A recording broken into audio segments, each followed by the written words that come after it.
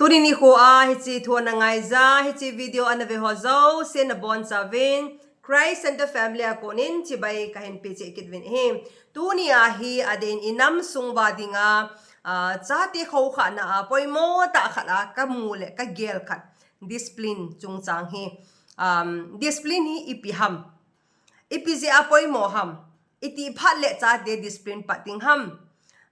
ti topic mang cha hi pha chom cha in ki holding khom ki diu kanomin a he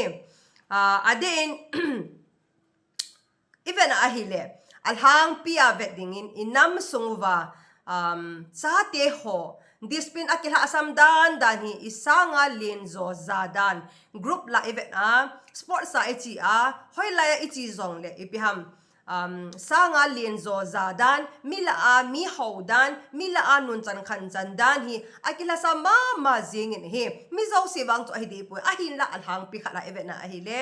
hi chi hi hoi la ya hung ki pat ngai ham itile our first school ma in sung chi nu le pat the first teacher mi nu mi pa akona ahung ki pat te angai zin hi aze chu cha te polanga chanu polanga aham da na kampau da no hi iza kai in sunga akihil naw dung zuya an po do azu hem pathin holo ahi wangwin phaya college ka kai laizin kaloi ho ai lawa hile meli hos event a hile anu apa ai lawa hile te si ho asanga han ho azza danu le ibem azza bol dano bebar anei dano so veton the ma jing ahina chukile kaum now south india ahine vena ahile agam nei te ho hi ho north east mi ho to itia ahile chan khan chan dan hi ta mi ho dan hi ta ozo ho za dan hi ta ipiha masanga lenzo adi ate esi ho za dan jong athi ma jing win veton the ma jing kasan hem hi chejen tu ni hin inam sung ba dinga cha te ho kha na poi mo pen khat discipline hi chi ba he in say hom du he aba se pena chon hi che discipline hi cha te discipline i bol masanga nu le paten i he dio poi mo tham khat kan se do no men akhat na cho he le connection is more important connect before you correct ti ba he na correction ibol masang discipline ibol masanga ichati ho he ngai lut masada i ngai lut na ahet masate te angai je chuti lo wa hele hi chi correction ibol na discipline ibol na pa jong chu ho thailo ibiham ga so thailo he ani na achun ichati ho hi kibang lo he alien nu aneu pinjong ahina khat cha kibang lo personality za chom chi aneyu abang kha chu athulo thu sa lo hita chu za chom che hi ji oba chu cha te kho kha dan le discipline bol dan jong chu za chom chi hung hiding kibang lo ding ahi hi chi pa hi types of discipline hi video kilam ting le in say khom dio he hizehin na cha te discipline na bol masangin ami hi now a personality of head pi te zin chuti han lang hile epiham na cha te kha chunga na bol banga chu kha chunga jong na bol thei lo pa chu nangin zo minu mi pa hi nan he te angai zin he aba na hin cha ti hoi khang dong cha niau cha hi wa para hi discipline hi ipat lo wa hi le teenage ahong lu tiang wa hi le ki discipline zo lo hi dai te ka da dingin ka chapa ka cha te ni jong hi niau cha hi apat sa hi ka loi pa to hen ha bola ka bol hana screen time ipiam phone hi kana pumpi hon lo hi tv ho so be tho hone la phone hi ka be hon lo he kum som la kum khat kum sala kum ni ahi hon chana hi phone ki ti ka pe hon lo ba only on friday night friday ni zan pung khat sung saturday ni pung khat sung sunday ni no screen time pathen ni ahi zia tia ahi kum som le khat som la ni sang so hoi ta kana zui zo ahi ama wang teenage ahong hi hona pa ahi aha sat dan so ane hona pa ane ki zui lo hi le tu le echan ge ki kina ichan ge ha sading hitam hi jin cha ti ho hi ep hi zong le discipline i bol nom now apha la se hi zong le niau cha hi para iparo ngai je ti pa cho nu le pa ten ama sa pena i he te diwa ka isay to anom ka insay to anom ahin he chukile nu le paten I head you poi mo ta ha cho ka sei jing ke bangin pathe ne nu le pati ho he authority to accountability hi ve cha te chunga he thune na apo he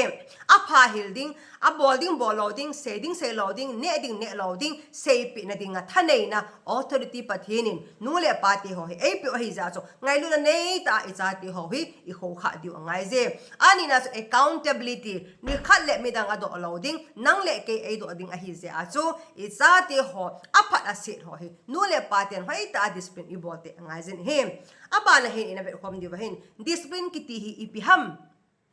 What is discipline ti pa he ina ve khom discipline iti ti nga hi le Latin word Latin pawa ko na kila do hin disciplina akitin he hi ji he a ipitin ham ti le teaching or instruction na hil a hi lo le ho kha thumop ti na he na guide na hi ji hi discipline hi punishment a hi poin ichate itabanga son diu ham ti hil na ichate ho aphale ase hilna ichate howin decision making a apha atlan thena diwa hilna ai lo ba hile ipiham til adi lo aphale aphalo aklan thena diwa he thena diwa hichi pa hil kiti pa he discipline tina hem hichi punishment bo se cho discipline hi poi punishment jong cho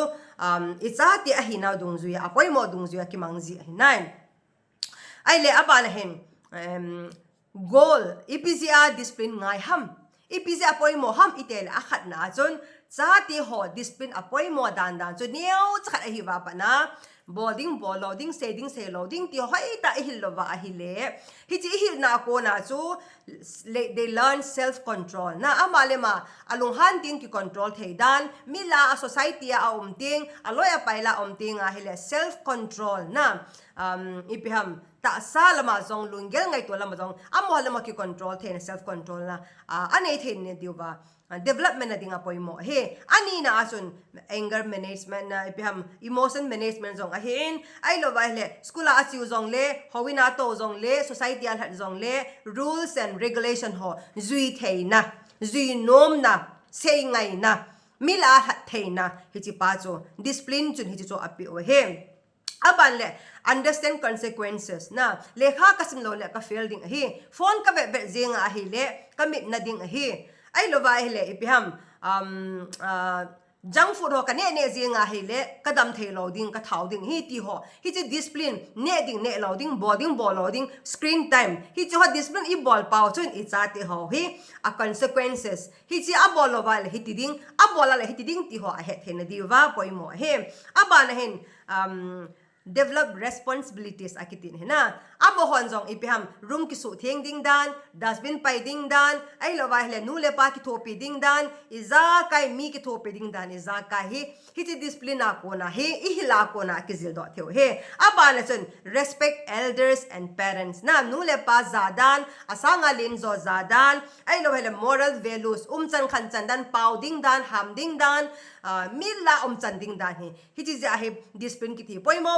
bong a hi inam sung igam sung ba even a hi le chati ho discipline nei lo ta asanga din jong zalo chan khan chan jong hello wa hin komang eta ma jing ta ve hiti hin back to the family back to the bible hiti family apana ikitha pat kit lo wa a hi le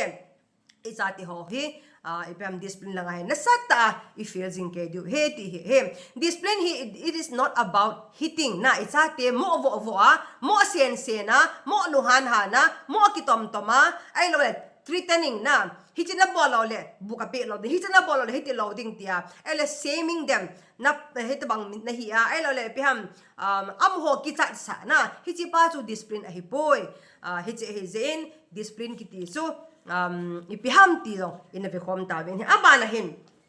discipline iti pating le pat Dingham iti apat Dingham ti hi ni ene sei khom di hoi ka sa ma jing khat hin research bol ho khat in asei na ali kha hara kasim na asun discipline kiti hi mi no in izati hoi oi sunga ivop laya pana hi ปัดดิ่งไอ้ได้อตินะดีก็สมามาเจงอินเฮหอยก็สมามาเจงอินเฮ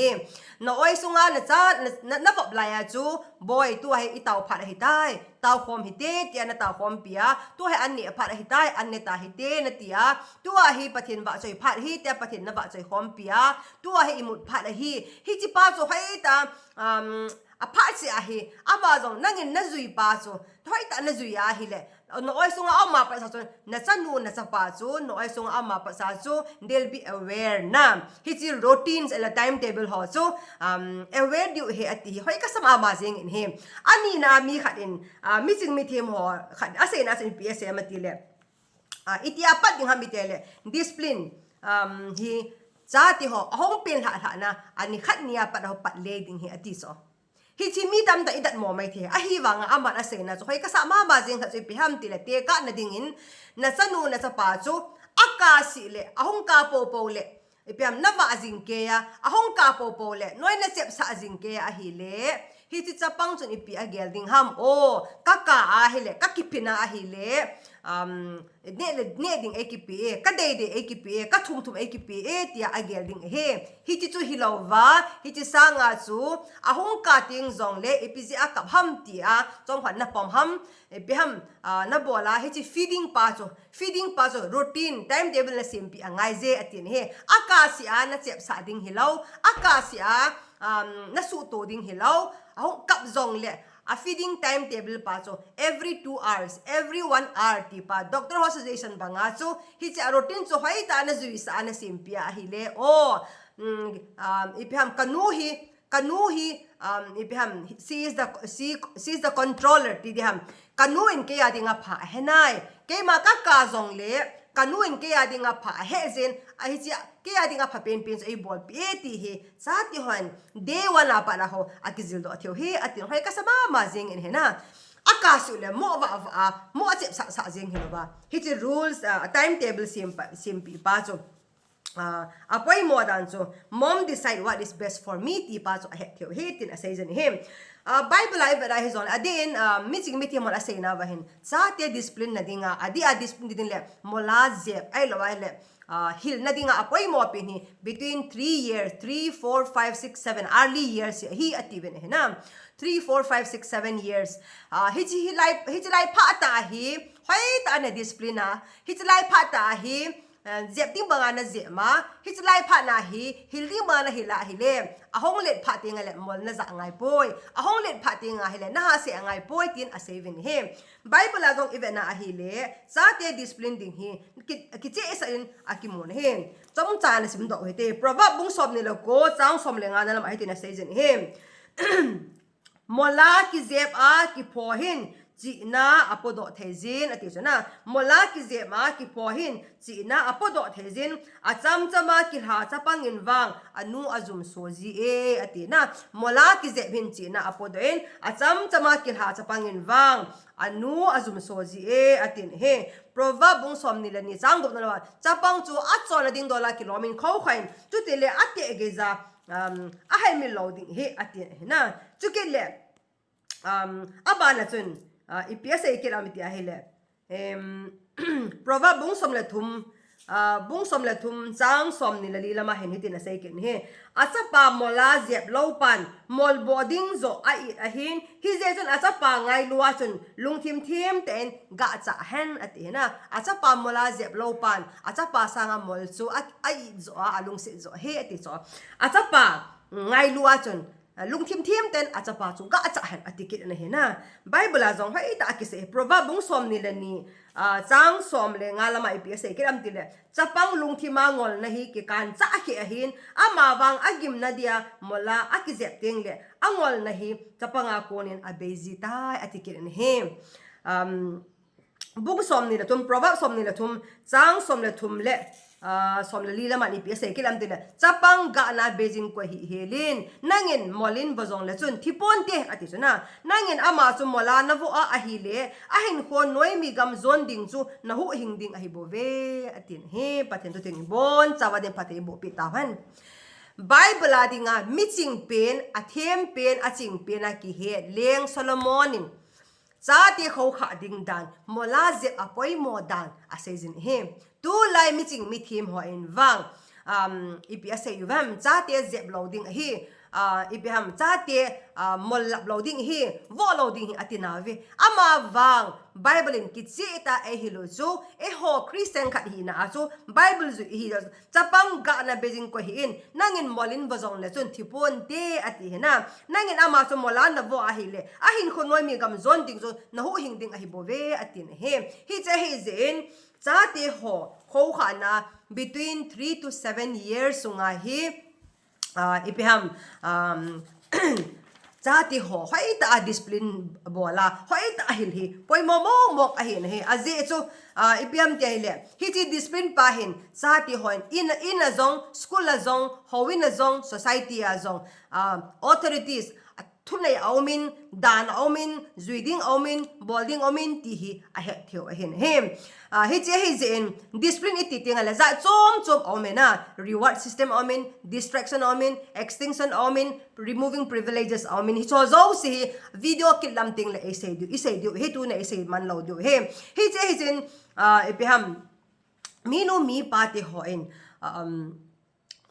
hi chi lai phat ta hi chi chapang ho niau cha hi lai wa early years sunga hi mola zep the a hi nai ti wanga so ilung han sile zep ding a hi poina iti phating le zep du ham iti a hi le chapang chu thil khat na se ya na sei zinga willfully hena sa abolova hena sa abol zinga hi le hi chi pha le chun mola na zep the hi mol chu itabang na za ding ham alena lin ho za ding hi poi neu chakhara chapong ho jong su khalo dinga ipiham kisu kha the lo dinga aneu cha chakha bo za the he hi cha nu le pa ti hoin izati ho ize phatinga hele discipline na bible asa ize acho ize phatinga le ize ma ho ki chai sa loading he na ze ma ne ki chai sa hele hi chu ama dinga skara pang the he ama wang na zep zo tinga hele na chapa na chanu chom khat ka sa in aka zo tinga hele kowin lang pomin lang paitan sei pi in boy azing lang la sei in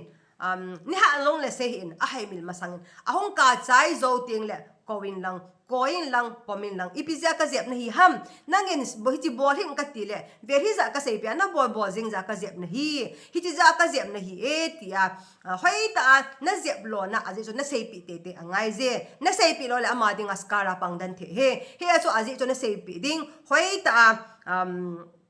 na poma na koya hoi ta na sei pia hi jo phating le tao na naman pi thele na tao na naman pi thai le tao na naman pi hi chine tao na ako na chu aman jong akit phating le abol lo na dinga hoi ta na sei pi ding chu poi mo he na zep ding chu kho poi na zep the he a hi wanga na zep zo phating le hoi ta na sei chama na zep na azet ni her sa ding ibizi ana zep ham ibizi ana bol ham ti ho hoi ta ni her sa ding chu poi mo hi ti pang chu ise do no mo hen din aden hi cha te zep na cha te discipline na bol loading tham khat ise do no mo chu ti le cha te zep na cha te I khut za loading I khut le ikeng za lo be ding hena na khut hi it's a sign of love na chate koi na ding chate zut na ding ai lo la chate ngai lu na ding a pathian na pe he na khut hi pathian na cha nu na cha pa vo na pe he boy na keng hi la cha nu na cha pa pe na ding na pe he boy mi pa khan a cha nu hi a chil thang ji he na alung han teng le vo kita avo anu in zo no mo sa ma jing ji he ja so na khut hi don't use your hand to spank your child na chate ho vo na ding na khut hi zang hin it should be a sign a symbol of love na ngai lut na khut a hi ngai je abal na chate a mai beng hin angai phe beng hin a blood vessel ho zong asu kha the he zen amayo be kiti a be ti ho bol hin na khut hi zang hin abala chun athum na chun ipiam anything handy spoon ke he boy khalei ke he boy munthe ke he boy ai remote control ke he boy ai lo le bell ke he boy hi cho he zang hin na vo ding a he zo le mol neu khat zangin basal chapang ka jong counseling ka bol na amalla apha samla he ipiam amahati de ham damta ahi wang anung na lai evel sa cho evel sa hi chi ka pa in kaniaw la ya ipiam mi thil mi ho na thil ka lo sia eina zep na he eina vo na he ati cho apona dan cho asei cho na ipiam bel ho ai lo ai le remote ho spoon ho namu mang hin mol naman angai na chi pa jong chu se do no mo hen tin chu ke le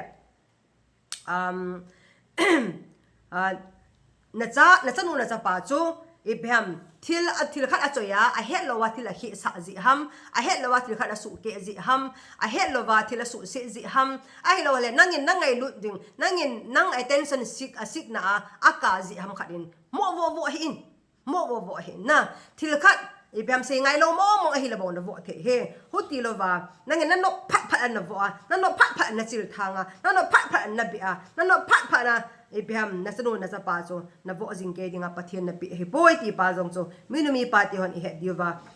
se do no mo hen tin chukile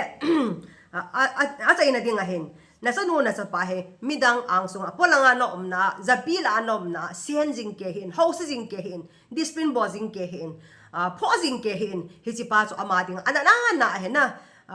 anana hin mila an ho sang sun inan achanga ompen ha le mila hi son kai do na achanga ho pin achanga discipline bolin ti pa so ama ding a self esteem ma ding a ato kha lo ding he ti pa so he den chukile chati ho discipline bol masangin adam mo perwa vo loading agil kel perwa vo loading ai mo so perwa vo loading hi cheng thu ma hai ai mo so pet agil kel pet adam mo perwa hi cheng thu ma hai na vo a hi le a hai mel lo du he hi che je nu le pa ti hon cha te chu I discipline te du he I pi je I discipline du ham I sei ta ve ele iti apal I discipline du ham I oi sung au ma pa ra zong regulation timetable ho hat hindiwa I bote he first day apa na ipat diwa hi bible la zong I move cha te ho kha cha te discipline din na I move aban le ipiham cha te ho kha na dinga hen discipline na dinga hen apoi mo ta khat ki so house rule na setting house rule in sunga dan ti pa he na cha te to sim homin na cha te to sim homin ki whole family in zong kanevin house rule kativin no Bible, no prayer, no food kativin. He akhat na chuna. Bible sim masang tao masanga bune lauding dito house rule number 1. He aban le ibham nule pa zabon na dinga compromise lauding tin ka saving he aban le nisia Bible sim le memory verse lan hi tilang to compromise loading le khasim pha ni tilang replace thai loading ai le nu le pa zabol ichunga ho zabol hi prioritize te ding ai le ei ma suma ki chalo nu le pan ei cho api lo thil ho in sunga pu loading ti ho na midang gel kho ading again ti aso ki thoping ti ho tam ta hi house rule kanevin hi cho hi niao cha hi hana para kahen zui to pe wa he na sa ta in amani ading in zong discipline apangin apaso ma bazing kamun he hi chin tu nia nu le pa te south in pi in sei ta ve ahin la he chi discipline ki ti hi inam sung ba dinga I cha te wa dinga poimo ma bazing kha hi zen in sunga akipat te angai je minu mi pa first teacher hi bang wa chu discipline hi niao cha hi para ipat angai je ti pa he bo thei lo sei thei lo ne thei lo iza ka hi nu le pa te on authority accountability ine wa hi je aso panila ongai je ti pa a chaina dinga ese do no maintain tu la he che thona ngai ho zo se pathenin cha ti ho discipline thiam theina cha ti ho kha thiam theina epitaw hen amen